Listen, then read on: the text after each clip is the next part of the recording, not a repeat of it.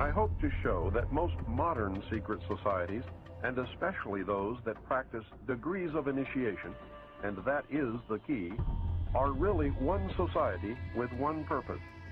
You may call them whatever you wish: the Order of the Quest, the Jason Society, the Roshaniya, the Kabbalah, the Knights Templar, the Knights of Malta, the Knights of Columbus, the Jesuits, the Masons, the ancient and mystical order of Rosicrucians, the Illuminati, the Nazi Party, the Communist Party, the executive members of the Council on Foreign Relations, the Group, the Brotherhood of the Dragon, the Rosicrucians, the Royal Institute of International Affairs, the Trilateral Commission, the Bilderberg Group, the Open Friendly Secret Society of the Vatican, the Russell Trust, the Skull and Bone, the Scroll and Key, the Order. They are all the same, and all work toward the same ultimate goal: a new order. Those who will not use their brains are no better off than those who have no brain.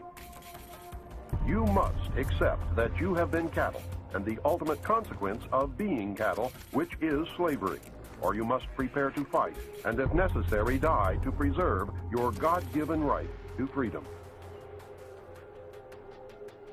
History is replete with whispers of secret societies, accounts of elders or priests who guarded the forbidden knowledge of ancient people, prominent men meeting in secret who directed the course of civilization are recorded in the writings of all people. The oldest is the Brotherhood of the Snake, also called the Brotherhood of the Dragon, and it still exists under many different names. The Brotherhood of the Snake is devoted to guarding the secrets of the ages and to the recognition of Lucifer as the one and only true God.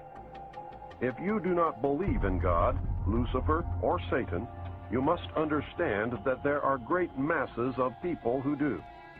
I do not believe in racism, but millions do, and their beliefs and actions based upon those beliefs will affect me. It is clear that religion has always played a significant role in the course of these organizations. Communication with a higher source, often divine, is a familiar claim in all but a few. The secrets of these groups are thought to be so profound that only a chosen, well-educated few are able to understand and use them. These men use their special knowledge for the benefit of all mankind. At least, that is what they claim. But how are we to know, since their knowledge and actions have been secret? Fortunately, some of it has become public knowledge. Secret societies mirror many facets of ordinary life. There is always an exclusivity of membership, with the resultant importance attached to being or becoming a member. This is found in all human endeavors, even those which are not secret, such as football teams or country clubs. This exclusivity of membership is actually one of the secret society's most powerful weapons. There is the use of signs, passwords, and other tools. These have always performed valuable functions in man's organizations everywhere. The stated reason, almost always different from the real reason for the society's existence, is important. It can be anything, but is usually fraternal and is found in all pressure groups wherever people congregate. The most potent tool of any secret society is the ritual and myth surrounding initiation. These special binding ceremonies have very deep meaning for the participant. Initiation performs several functions which make up the heart and soul of any true secret society. Like boot camp, the initiation into the armed forces, important aspects of human thought that are universally compelling are merged to train and maintain the efforts of a group of people to operate in a certain direction. Initiation bonds the members together in mysticism. Neophytes gain knowledge of a secret, giving them special status. The ancient meaning of neophyte is planted anew or reborn. A higher initiation is, in reality, a promotion inspiring loyalty and the desire to move up to the next rung. The goals of the society are reinforced, causing the initiated to act toward those goals in everyday life. That brings about a change in the political and social action of the member. The change is always in the best interest of the goals of the leaders of the secret society. The leaders are called adepts. This can best be illustrated by the soldier trained to follow orders without thinking. The result is often the wounding or death of the soldier for the realization of the commander's goal, which may or may not be good for the overall community. Initiation is a means of rewarding ambitious men who can be trusted. You will notice that the higher the degree of initiation, the fewer the members who possess the degree. This is not because the other members are not ambitious, but because a process of very careful selection is being conducted. A point is reached where no effort is good enough without a pull up by the higher members. Most members never proceed beyond this point and never learn the real secret purpose of the group. The frozen member from that point on serves only as a part of the political power base, as indeed he has always done. You may have guessed by now that initiation is a way to determine who can and cannot be trusted. A method of deciding exactly who is to become an adept may be decided during initiation by asking the candidate to spit upon the Christian cross. If the candidate refuses, the members congratulate him and tell him, "You have made the right choice, as a true adept would never do such a terrible thing." The newly initiated might find it disconcerting, however, that he or she never advances any higher. If instead the candidate spits upon the cross, he or she has demonstrated a knowledge of one of the mysteries and soon will find him or herself a candidate for the next higher level. The mystery is that religion is but a tool to control the masses. Knowledge or wisdom is their only God, through which man himself will become God. Man's desire to be one of the elect is something that no power on earth has been able to lessen, let alone destroy. It is one of the secrets of secret society. It is what gives them a political base and lots of clout. Members often vote the same and give each other preference in daily business, legal, and social activity. It is the deepest desire of many to be able to say, "I belong to the elect." The first secret that one must know to even begin to understand the mysteries is that their members believe that there are but few truly mature minds in the world. They believe that those minds belong exclusively to them. The philosophy that follows is the classic secret society view of humanity. When a person of strong intellect is confronted with a problem which calls for the use of reasoning faculties, they keep their poise and attempt to reach a solution by garnering facts bearing upon the question. On the other hand, those who are immature when confronted by the same problem are overwhelmed. While the former may be said to be qualified to solve the mystery of their own destiny, the latter must be led like a bunch of animals and taught in the simplest language. Like sheep, they are totally dependent upon the shepherd. The able intellect is taught the mysteries and the esoteric spiritual truths. The masses are taught the literal, exoteric interpretation. While the masses worship the five senses, the select few observe, recognizing in the gulf between them the symbolic concretions of great abstract truth. The elect are given knowledge of the mysteries and are illumined, and are thus known as the Illuminati, or the illuminated ones, the guardians of the secrets of the ages. Three early secret societies that can be directly connected to a modern descendant are the cults of Roshaniya, Mithras, and their counterpart, the Builder. They have many things in common with the Freemasons of today, as well as with many other branches of the Illuminati. For instance, common to the Brotherhood are the symbolic rebirth into a new life without going through the portal of death during initiation, reference to the lion, and the grip of the lion's paw in the Master Mason's degree. The 3 degrees, which is the same as the ancient Masonic rites before the many other degrees were added, the ladder of 7 rungs, men only, and the all-seeing eye.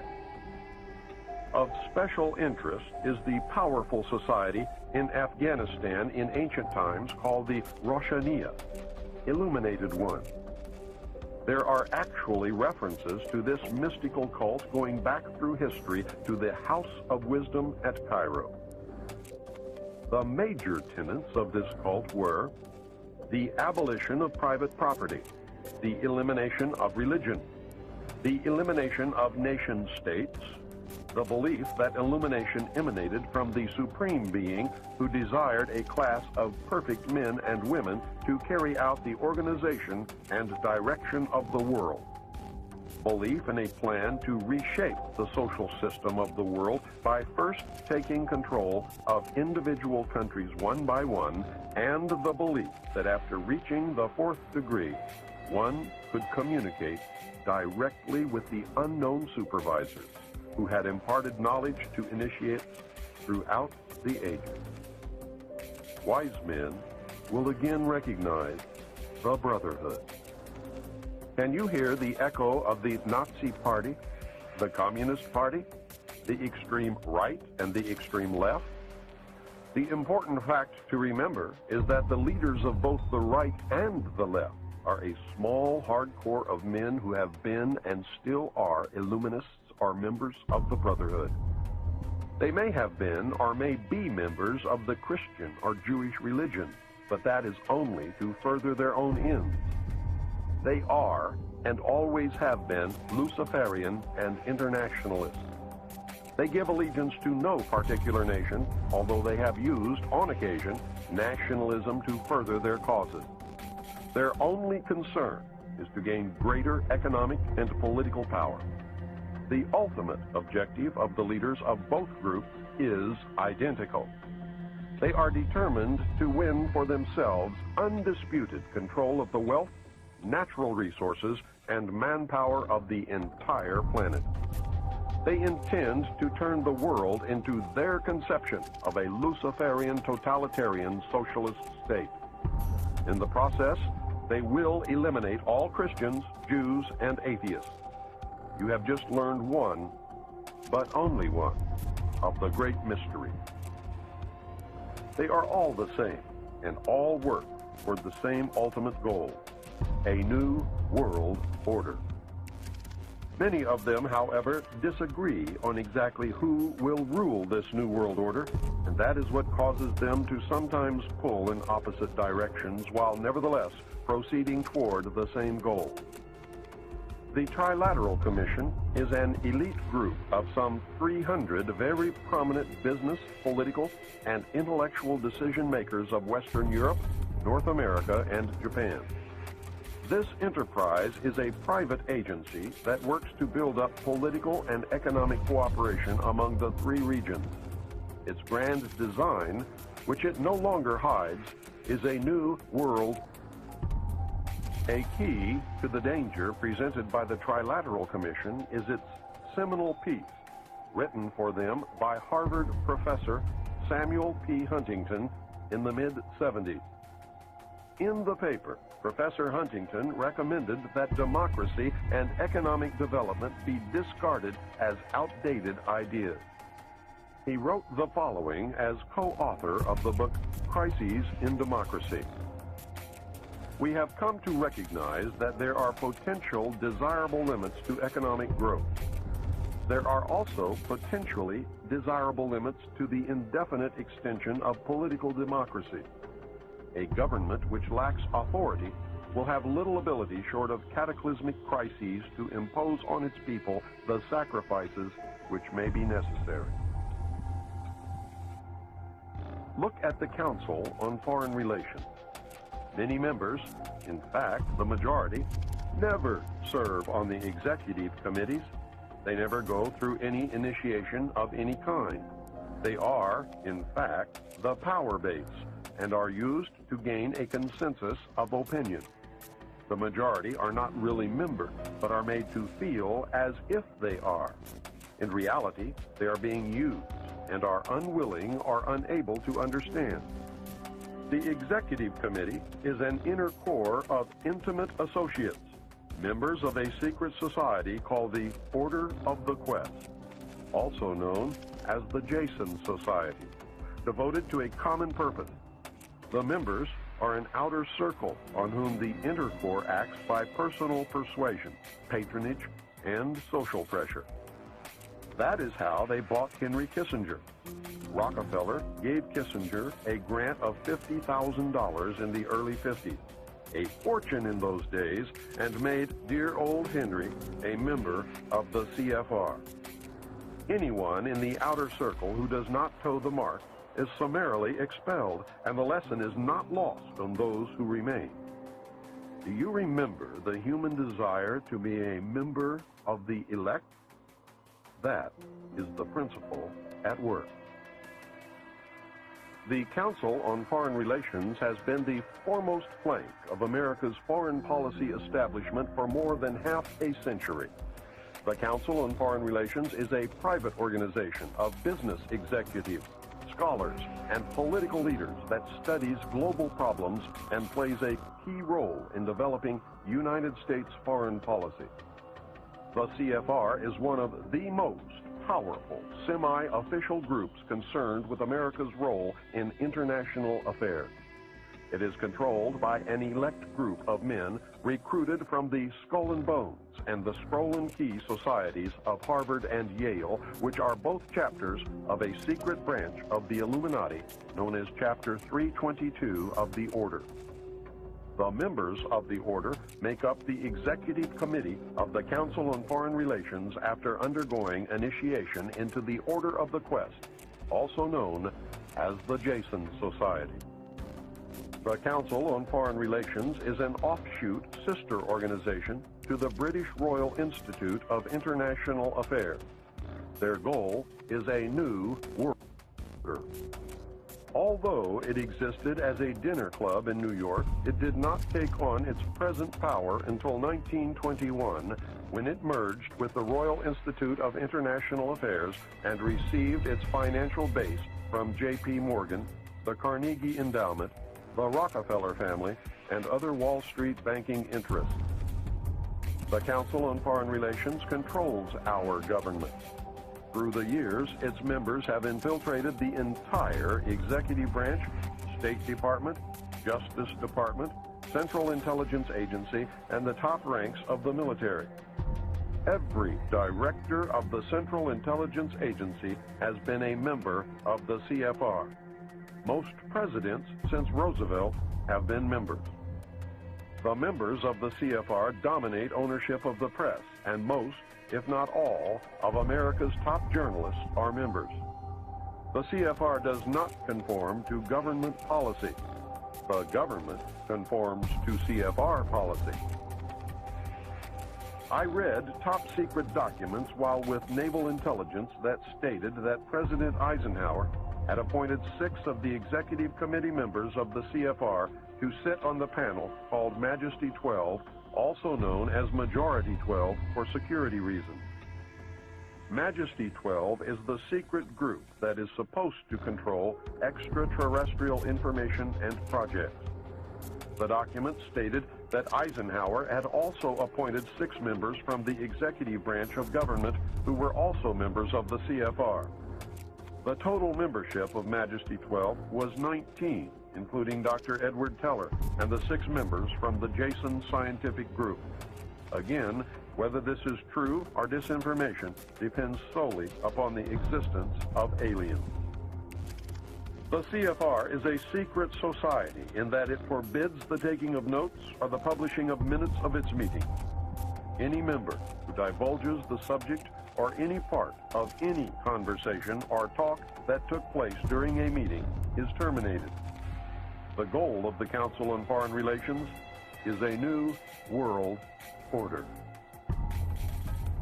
Remember, never worship a leader. If you worship a leader, you then no longer have the ability to recognize when you have been deceived. The most powerful secret organization in the world is the Bilderberg Group, organized in 1952 and named after the hotel where its first meeting took place in 1954. The man who organized the Bilderberg Group, Prince Bernhard of the Netherlands, has the power to veto the Vatican's choice of any pope it selects. Prince Bernhard has this veto power because his family, the Habsburgs, are descended from the Roman emperors. Prince Bernhard is the leader of the Black family. He claims descent from the House of David and thus can truly say that he is related to Jesus. Prince Bernhard, with the help of the CIA, brought the hidden ruling body of the Illuminati into public knowledge as the Bilderberg Group. This is the official alliance that makes up the world governing body. The core of the organization is 3 committees made up of 13 members each. Thus, the heart of the Bilderberg Group consists of 39 total members of the Illuminati. The 3 committees are made up exclusively of members of all the different secret groups that make up the Illuminati: the Freemasons, the Vatican, and the Black nobility. This committee works year-round in offices in Switzerland. It determines who is invited to the annual meeting and what policies and plans will be discussed. Every proposal or plan that has ever been discussed at an annual meeting of the Bilderberg Group has come to pass usually within 1 or 2 years following the meeting.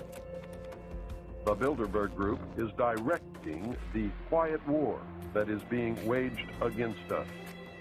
How can they do it? These are the men who really rule the world.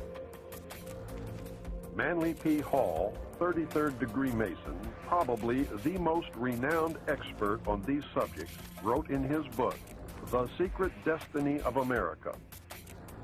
For more than 3,000 years, secret societies have labored to create the background of knowledge necessary to the establishment of an enlightened democracy among the nations of the world. All have continued, and they still exist, as the Order of the Quest. Men bound by a secret oath to labor in the cause of world democracy decided that in the American colonies they would plan the roots of a new way of life. The Order of the Quest was set up in America before the middle of the 17th century. Franklin spoke for the Order of the Quest, and most of the men who worked with him in the early days of the American Republic were also members.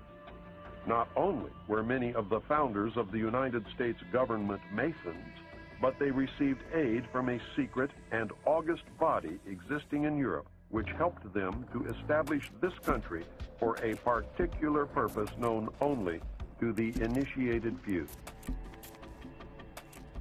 The members of the Bilderberg Group are the most powerful financiers, industrialists, statesmen, and intellectuals who get together each year for a private conference on world affairs. The meetings provide an informal, off-the-record opportunity for international leaders to mingle and are notorious for the cloak of secrecy they are held under. The headquarters office is in The Hague in the Netherlands. The goal of the Bilderberg Group is a one-world, totalitarian socialist government and economic system. Take heed, as time is running short. You must understand that secrecy is wrong. The very fact that a meeting is secret tells me that something is going on that I would not approve. Do not ever believe that grown men meet on a regular basis just to put on fancy robes, hold candles, and glad hand each other. George Bush, when he was initiated into the Skull, did not lie naked in a coffin with a ribbon tied around his genitalia and yell out the details of all his experiences because it was fun. He had much to gain by accepting initiation into the order, as you can now see. These men meet for important reasons, and their meetings are secret because what goes on during the meetings would not be approved by the community. The very fact that something is secret means there is something to hide. Is the common man really as stupid as the elite seem to believe? If he is, then maybe the average citizen is better off ignorant, being manipulated this way and that whenever the elite deem it necessary. We will discover the answer very quickly when the common man finds that his e-ticket to Fantasyland has just expired. I hope I have shown you the role of secret societies and groups within the world power structure. I hope you can see how these groups gain and keep power. You should have some understanding of how, operating in secrecy and infiltrating every level of government and vital industry, including the press, the elect manipulate the people and nations of the world toward any direction desired. I hope you caught on to the fact that the secret power structure is toward a totalitarian socialist state or fascism. It is Nazis, as they were a product of this power structure. It is not the Jews, although some very wealthy Jews are involved. It is not the communists, as they fit the same category as the Nazis. It is not the bankers, but they do play an important role. I also hope that you are beginning to look inside yourself to see if their reality fits. Are you getting the message?